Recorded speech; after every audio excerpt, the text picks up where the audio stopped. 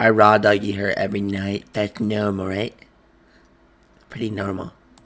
Steal their broomstick. Reapers, what is good? It's your boy Laser. Here's 𝐈𝐭'𝐬 with another scary reaction video. These are the scary content. So continue to do that for you. We're gonna top 10 scary Canadian urban legends. Guys, in Canada, they be the nicest fellas. Why'd you steal my bagel? Oh, don't worry. I was just being a nice gentleman and, taking it back to the store for you to exchange it for 3 more. Wait, that made no sense. These are scary content. More scary videos features. Submit love button. You subscribe to the notification bell icon. I'll stream every night on Twitch. Go check stream fucking amazing. Let's dive straight in this video. Of Crescent Lake in Newfoundland and Labrador. Stories of Cressy date back to native Canadian legends, which refer to it as the pond devil or swimming demon. Their fears were also held by I don't know why, bro. There's just something about snakes underwater. That makes me fucking, it makes my pee-pee want to do a whole ass, ballerina on a fucking stripper pole. That makes sense, right? Not funny. Stop. Yeah, I got a comment. I don't read my comments. I never read my comments. No, YouTube I read my comments, but not fucking, like TikTok and other shit. I don't pay, like, I never pay attention to my hate comments. I actually think hate comments are good because it's engagement. And I just think that it just means I'm doing something right. But, I got this one, comment. I accidentally saw this one comment on one of my TikToks. Like, I accidentally saw it. I scrolled to it. It said your parents should have, doy. I can't talk. Something fucked up though. European settlers who arrived at the lake during the early 20th century. Since then, there have been dozens of sightings of Cressy, with one report saying it could be as much as 15 feet long. Next up at number 9 now, we have the St. Louis Ghost Train. In the town of St. Louis in Saskatchewan lies the village of St. Louis. There, you can find an old abandoned train track. Now, many of the locals there have reported seeing strange floating lights moving along the train track during the night. Others have said that a ghost train will appear on the track looking just like the ones from the 19th century. Another story is that the ghost of a workman who died during the track's construction will appear at night. At number 8 now, we have the Forbidden Plateau. This plateau in Western Canada has long been regarded as a mysterious place. The native Canadians would hide their families in the forested plateau during wars with other tribes. One day, the warriors returned to find... Oh, this is a nice ass landscape. Wow. This is a nice ass landscape. Dude, this is beautiful. Do places like this actually exist, man? I just want to camp here in the future so bad, bro. Taking pictures here would go crazy. Oh my god. This is like... I can just feel my soul ready to evaporate just like standing right here. Like, this is fucking incredible and amazing. Their family had disappeared. I can just feel the air. I just know it's so crisp. The evil spirits took them away and they vowed to never step foot there again, earning it the name of the Forbidden Plateau. Many people have taken this story to heart and stay clear of the eerie presence there. Next up at number 7 now, we have young 𝐂𝐯𝐬. This was an American ship that was destroyed in the War of 1812. It was wrecked in Nova Scotia, where some people believe its ghost can still be seen today. People swear they have seen the 𝐂𝐯𝐬 light, a fiery glow of a flaming ship near the site of the explosion. Accounts began in the late 19th century, and since then many people have said that the ship appears on the 27th of June, the day it sank. Others have gone even further and said the ship also holds the ghosts of the sailors who died in the explosion, forced to relive their deaths forever. At number 6 now, we have Christie Mansion. It's now Regis College in Toronto, but Christie Mansion used to be the home of William Mellis Christie. I think any mansion with like grass growing on it is cool as shit. Or like, what's it called, damn it! It's not grass. What is it called? Dude, I can't think anymore. A successful businessman in the city. His son Robert inherited the mansion and set up a secret chamber for his mistress. She lived there for many years until Robert's affections for her began to wane. Eventually, she was said to have hung herself in room 29. Ever since then, people have said the room is cursed. Legend says that if you enter room 29 by yourself at night, the door will swing shut by itself and you'll be trapped there forever, just like the ghost of the mistress. Moving on to number 5 now, we have Peggy's Cove. On a rocky outcrop backdrop in Nova Scotia, you can find a lonely lighthouse. The story goes that in 1800, a woman named Peggy washed up on the rocks there after being shipwrecked. Tragically, her children all drowned. Peggy went on to marry one of the locals and lived on that cove. She would often walk along the rocks at night, calling out to them in her grief. One night, her husband went out with her and danced on the rocks with her to cheer her up. Dude, look at the fucking buddy. Never mind. Dude, I would so want to work a lighthouse. Said no one ever. I played so many horror games in lighthouses, man. I think lighthouses are cool as shit.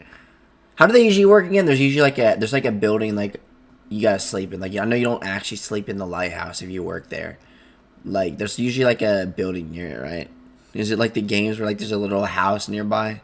I think that's like right there. Yeah, that's the house, right? I think it's a part of the lighthouse. I can't tell. That's a part of the lighthouse. I don't know. I so would want to work a lighthouse for fun, though. I would do it for, like, no money. Dude, I'm so fucking lost in the morning. I'm usually always lost, but still. Lost his footing though and slipped, sending him into the rocks, which killed him. Soon after, in absolute grief, she jumped off the same rocks and ended her life. Visitors swear that on a dark, stormy night, you can see the ghost of a woman in a blue dress standing at the edge of the rocks, ready to jump. Next up at number 4 now, we have John Troyer. By all accounts, he might be the closest thing Canada has to a witch hunter. He was born into an Amish family in America before relocating to Ontario in Canada. He was a doctor who was terrified of witches. Legend says that he would stalk witches in the woods there until they led him to their den. He would then... What the fuck? Oh my god. Scary. The fog rises.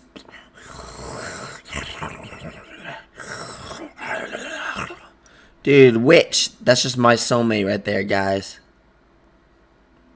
I raw doggy her every night. That's normal, right? Pretty normal. Steal their broomsticks for personal transport. He would also set up actual witch traps to capture them. Now, whether or not you believe the whole like bear traps, basically? Witches thing, there is evidence of John Troyer's traps, which are essentially so bear traps, huh?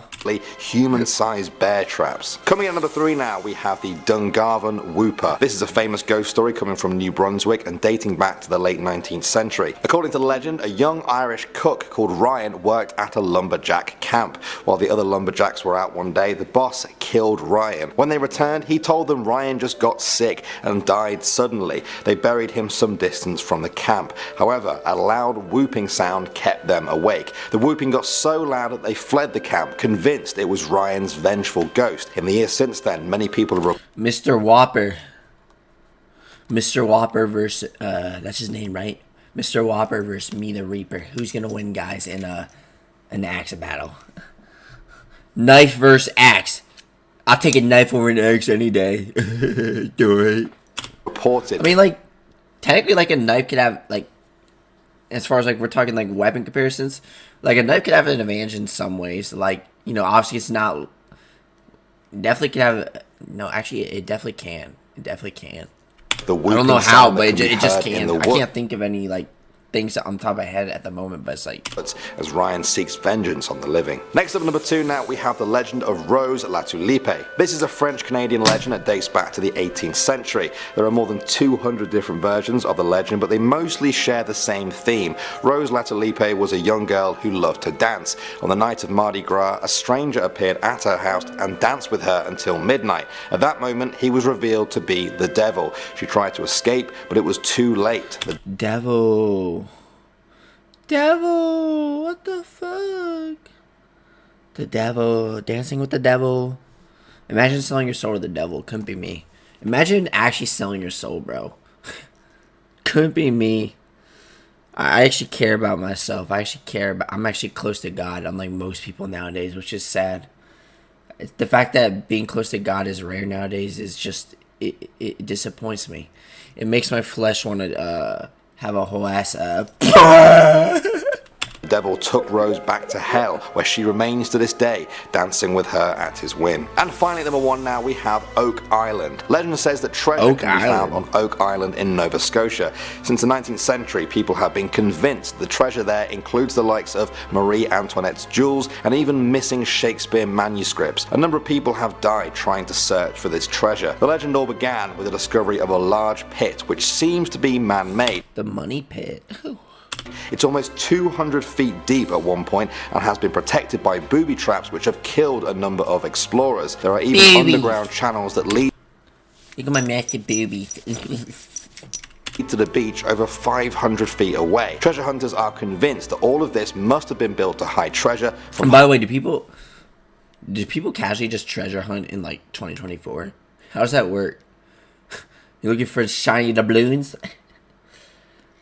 Well, I mean, it's crazy to think that pirates still exist, but not like the same way you think they would. Well, did pirates like back in the day? Did they actually like this is a dumbass question, but like, well, I mean, not really. It's actually a very interesting question. Like, did pirates actually like back in the day used to be like just straight up like the pirates we know, like out of the movies, like the Caribbean, Pirates of the Caribbean? Like, did those type of pirates actually used to exist back in the day? I don't fucking know. Like, it's a genuine question. Is that a stupid question? Like, do pirates like from the movies like back in the day actually exist? Because I know like pirates exist, but not the ones you think out of the movies, like the robbers and shit, like the ones that like hijack your boats and shit like that. I know that's something you got to deal with if like you gotta be careful, especially if you're going to like the Bahamas or wherever. I know like apparently near the Bahamas is bad. Well, on the way to the Bahamas, I know that. That's what people tell. That's what I was told. I remember seeing this like one fact that like on the way to the Bahamas is the worst. I don't know. The idea, pirates. Never mind. Hunters hundreds of years ago. Alright guys, well that's another video for our Urban Legends series. Is that it? Well guys, that's it for this video. I hope you enjoyed it. Which one of those scary Canadian urban legends was the most interesting to you? Enjoy scary content. You want scary features to do. I'll see you next one. Peace!